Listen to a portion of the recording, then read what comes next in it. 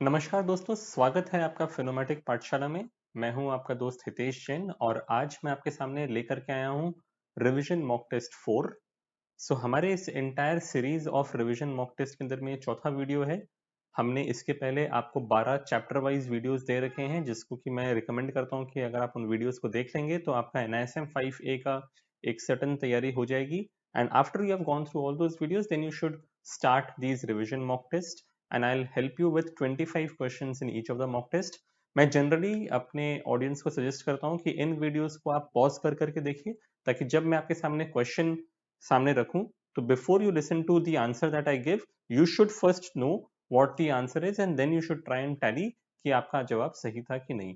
तो आइए दोस्तों, आज की शुरुआत करते हैं। पहला क्वेश्चन है कि the distribution of an investor's portfolio between different asset classes called as asset allocation. बताइए ट्रू है कि फॉल्स है। सोचिए, हमने चैप्टर 1 में पढ़ा था इसको। एसेट एलोकेशन क्या होता है?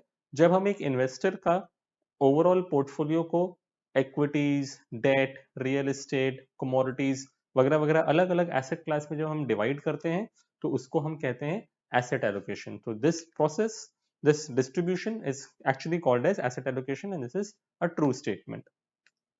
Next question, dash can not invest in gold mining companies. अब देखो, गोल्ड माइनिंग कंपनीज क्या होती है? गोल्ड माइनिंग कंपनीज तो एक तरह से एक इक्विटी है एक पर्टिकुलर कंपनी का। तो एक गोल्ड का सेक्टर फंड है, सेक्टरल फंड है, वो गोल्ड कंपनी से पैसे लगा सकता है। ELSS फंड या बैलेंस फंड अपने इक्विटी पोर्शन में डेफिनेटली गोल्ड कंपनी से पैसे लगा सकते हैं। लेकिन गोल्ड ETF जो है, गोल्ड ETF क्या करता है? वो गोल्ड को ट्रैक करता है, वो गोल्ड प्राइसेस के हिसाब से आपको रिटर्न बनाने की कोशिश करता है।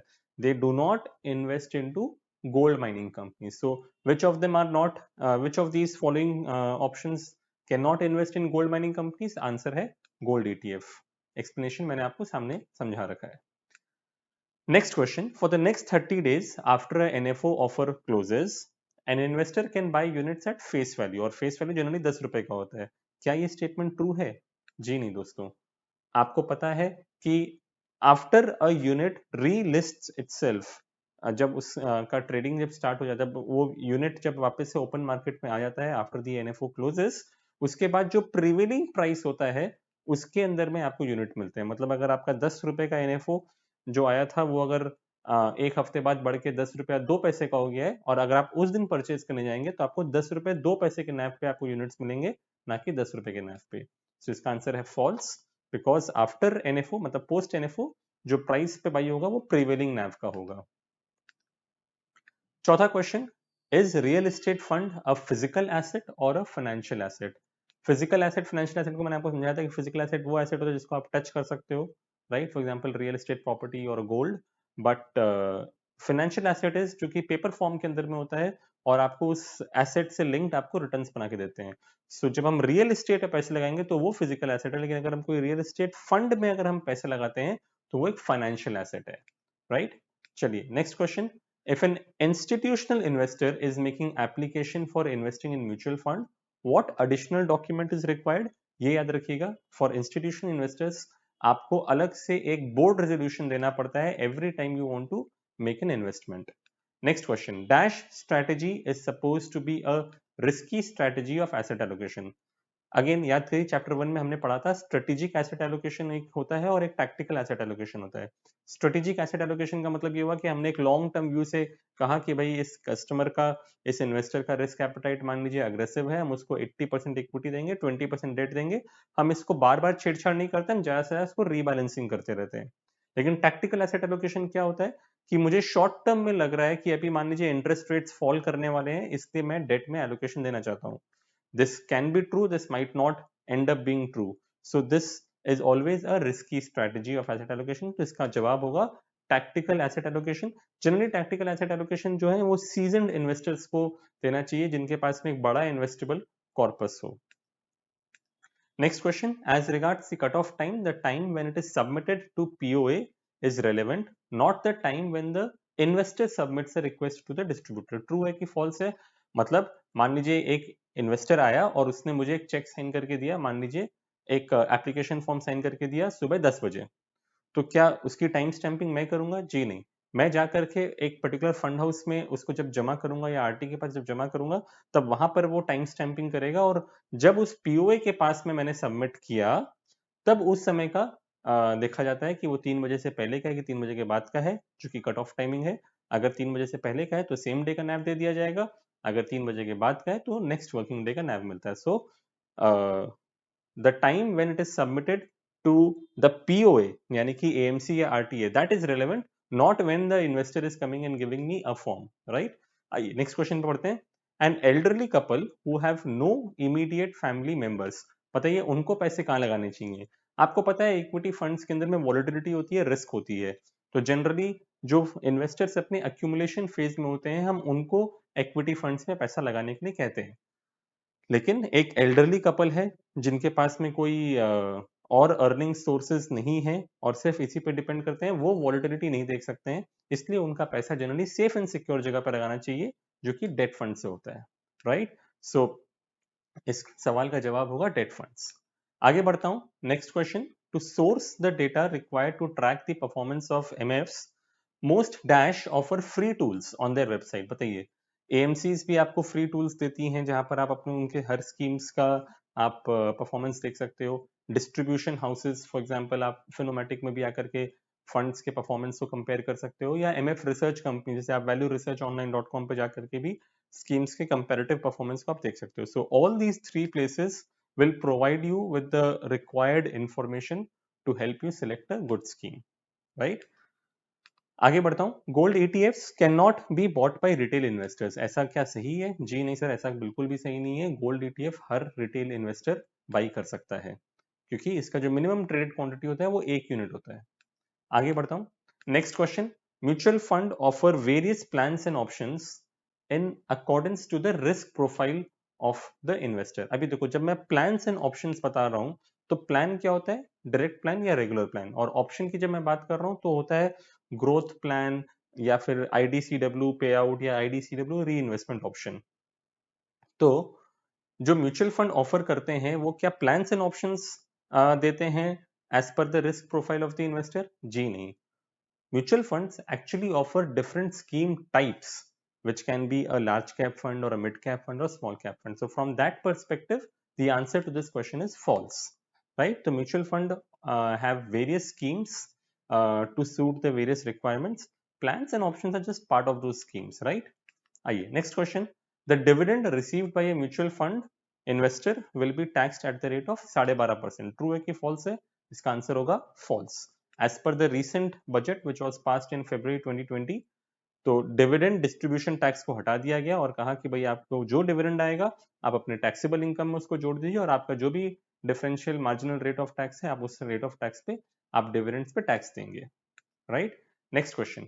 N index fund has a beta of 1, बताइए ट्रू है कि फॉल्स है?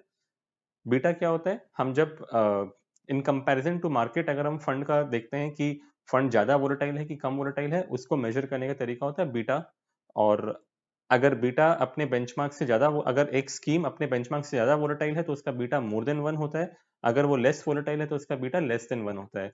लेकिन जो इंडेक्स फंड होते हैं they try to replicate the benchmark and hence index funds का बीटा हमेशा 1 होता है, तो इसका आंसर होगा ट्रू।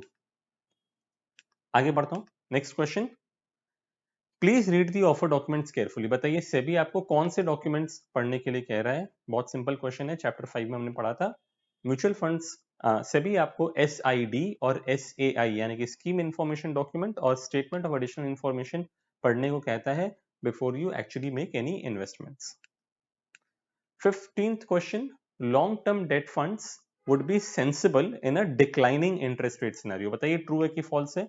सो दोस्तों याद करो मैंने क्या कहा था कि इंटरेस्ट रेट्स और बॉन्ड प्राइसेस का इनवर्स रिलेशनशिप होता है, यानी कि जब इंटरेस्ट रेट फॉल करता है तो बॉन्ड प्राइस बढ़ता है, बॉन्ड प्राइस बढ़ने से क्या होगा? आपको मार्क टू मार्केट गेन्स मिलेगा। तो अगर आपका डिक्लाइनिंग इंटरेस्ट रेट सिनेरियो मतलब जहां इंटरेस्ट रेट्स फॉल करने वाले हैं तो वहां तो आपको डेफिनेटली एक लॉन्ग ड्यूरेशन डेट फंड में पैसे लगाने चाहिए ताकि वो आपको मार्क टू मार्केट प्रॉफिट्स दें और आपको मोर देन द वाईटीएम आपको वो रिटर्न्स बना के दे दें। So the answer to this question is true. 16th question. Which of the below expenses can be charge to a fund, बताइए। So option A B C D आपके सामने screen पे है, मैं रीड नहीं कर रहा हूं। इसका जवाब होगा expenses to manage a fund. अभी आप एक फंड मैनेजर को अपॉइंट कर रहे हो, उसको सैलरी पे कर रहे हो, that kind of expenses you can charge to a fund. पहले एक समय था जब आपको एक नया फंड लॉन्च करना होता था तो उसको भी आप चार्ज कर सकते थे, लेकिन अब वो सब चीजें नहीं कर सकते हैं। ट्रांजैक्शन स्लिप्स, जिसको हम कहते हैं, मान लीजिए आपको एक एडिशनल परचेज फॉर्म आप दे रहे हो या रिडेम्पशन फॉर्म आप दे रहे हो, ये जो ट्रांजैक्शन स्लिप्स होते हैं ये कौन यूज करता है? First time investor, NFO investor? जी नहीं। एग्जिस्टिंग इन्वेस्टर्स जो होते हैं जिनका ऑलरेडी एक फंड हाउस में एक फोलियो बना हुआ है, वो ट्रांजैक्शन स्लिप्स के थ्रू एडिशनल परचेज वगैरह कर सकते हैं, राइट? आओ मैं नेक्स्ट क्वेश्चन पे बढ़ता हूं। 18th question, while selling mutual fund products of the distributors group affiliates, the distributor shall make disclosure to the customer, कि भाई इसमें मेरा कॉन्फ्लिक्ट ऑफ इंटरेस्ट भी हो सकता है, तो आप इसको समझ करके ही आप इन्वेस्टमेंट करिए। ये चीज क्या ट्रू है कि फॉल्स है? जी हाँ सर, ये ट्रू है। फॉर एग्जाम्पल, अगर एचडीएफसी बैंक, अगर एचडीएफसी म्यूचुअल फंड का इन्वेस्टमेंट्स अपने एचडीएफसी बैंक के कस्टमर से करा रहा है, तो उसको हमेशा अपना कॉन्फ्लिक्ट ऑफ इंटरेस्ट के बारे में अपने कस्टमर्स को बताना जरूरी है, right? Next question, mutual funds are constituted as dash and therefore they are governed by dash. तो ऑप्शंस आपके सामने हैं, याद करो। चैप्टर नंबर 3 में हमने कहा था म्यूचुअल फंड्स हमेशा ट्रस्ट के हिसाब से बनते हैं और ये इंडियन ट्रस्ट एक्ट 1882 द्वारा गवर्न होता है। Next question, relaxation in documentation required for micro SIP, it is available for which of the following 4 people? तो याद रखिए ये जनरली इंडिविजुअल इन्वेस्टर्स के लिए होता है and NRIs are part of the individual investors only. So NRIs को भी अगर वो less than 50,000 rupees a year अगर वो इन्वेस्टमेंट करते हैं, मान लीजिए उसने 2,000 3,000 4,000 की एसआईपी स्टार्ट की, तो उसके अंदर में उनको रिलैक्सेशन इन डॉक्यूमेंटेशन मिलता है, राइट? आगे बढ़ता हूं। Question number 21, every trust has beneficiaries, बताइए कि ट्रू है कि फॉल्स है? जी हाँ सर, स्टेटमेंट आंसर आपके स्क्रीन पे आ ही गया, ये ट्रू है। एंड म्यूचुअल फंड जो कि एक ट्रस्ट की तरह बनता है, इसके बेनिफिशियरीज कौन होते हैं? इसके बेनिफिशियरीज होते हैं इन्वेस्टर्स यानी कि unit holders, right?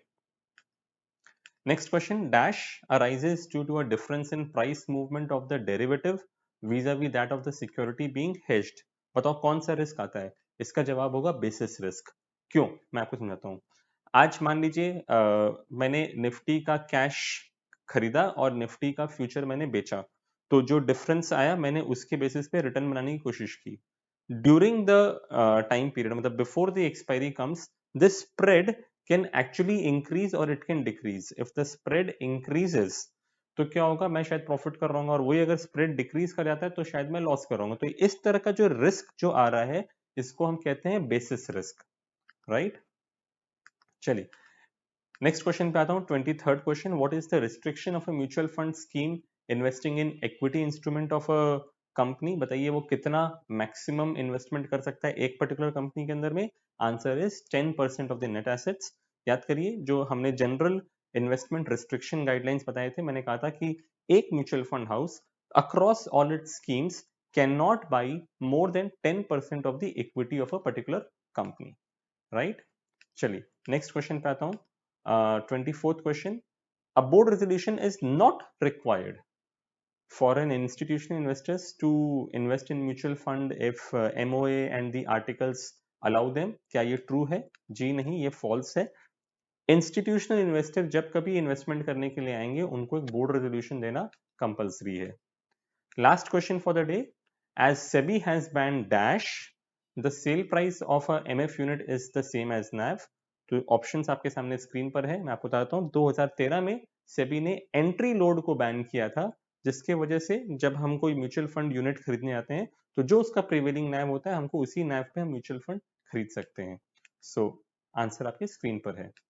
So that's it दोस्तों, this is a standard slide that I have shown in all my videos, that I always encourage you to go and read the NISM workbook, as well as I suggest that you go through all our videos for all the chapters that we have made, and it will really help you in preparing for the exam. My name is Hitesh Shin and I run this company called Phenomatic Fintech Services Private Limited। हमारे distributors इसी तरह से हमारे साथ में mutual funds, insurance, deposits वगैरह वगैरह चीज़ों में हमारे साथ काम करते हैं थ्रू एन ऑनलाइन प्लेटफॉर्म। इतना याद रखिएगा, to start mutual fund business you need to first clear the NISM 5A examination and then become a ARN holder or EYN holder. We as a company facilitate you in clearing this exam and then associating with us. So that's it from me right now. अगर आपका कोई भी सवाल होगा आप comment box में लिख सकते हैं या आप मुझे ईमेल कर सकते हैं and I will try to answer your queries. Thank you so much.